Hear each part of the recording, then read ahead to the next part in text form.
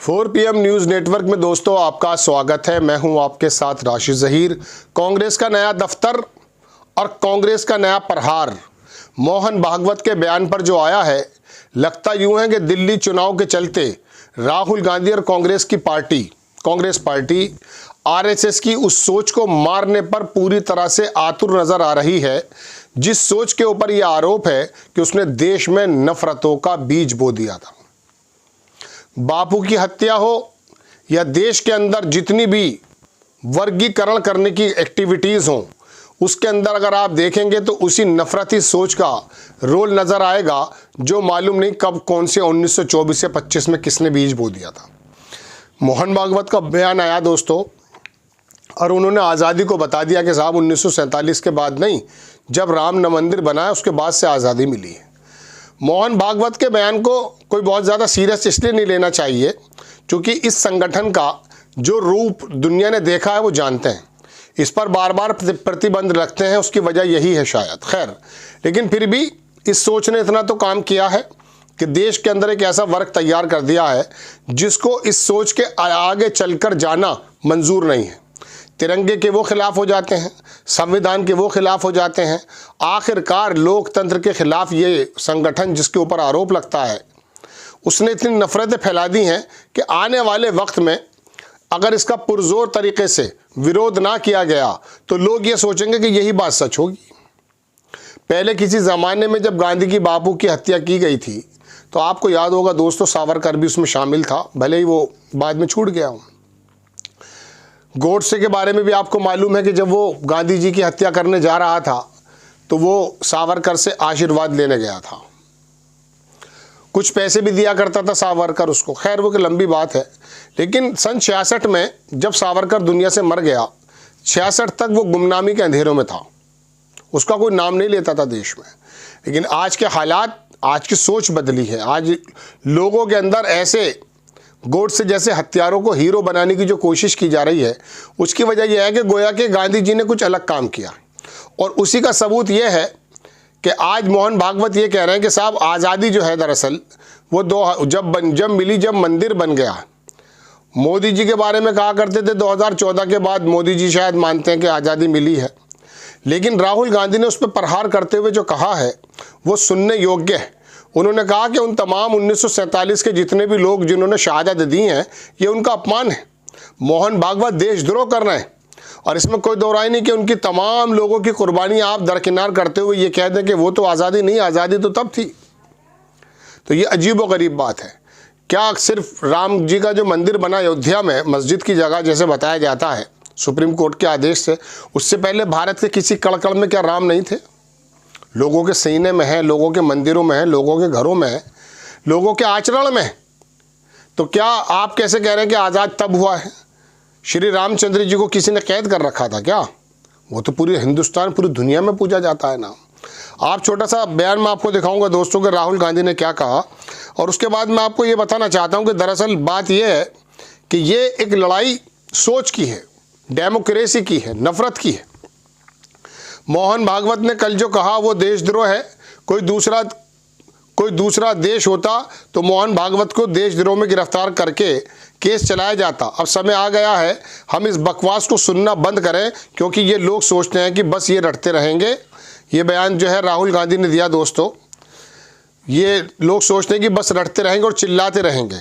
छोटा सा बयान सुन लीजिए, ये बकवास सुनने का टाइम आ चुका कि बंद हो जाए ये बकवास सुनना। देखें आप।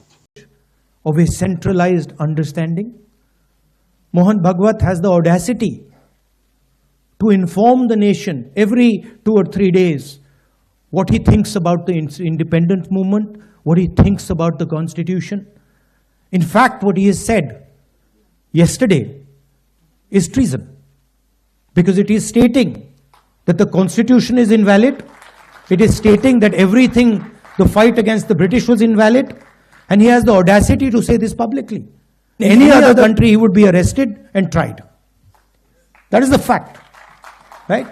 To say that India did not get independence in 1947 is an insult to every single Indian person.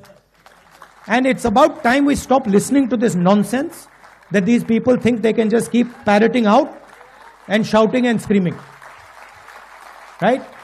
That is the crux of it. The Congress party has worked with the Indian people. It has built the success of this country. And it has built the success of this country on the foundations of the Constitution.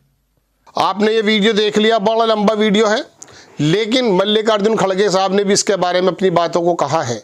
Mohan Bhagwat दरअसल बताना क्या चाहते हैं देश को, देश के लोगों को समझाना क्या चाहते हैं कि दरअसल राम मंदिर से पहले जितनी भी एक्टिविटीज़ आज़ादी के बाद हो रही थी, गोया कि वो कोई देशद्रोह लोग, बाहर के लोग कर रहे थे।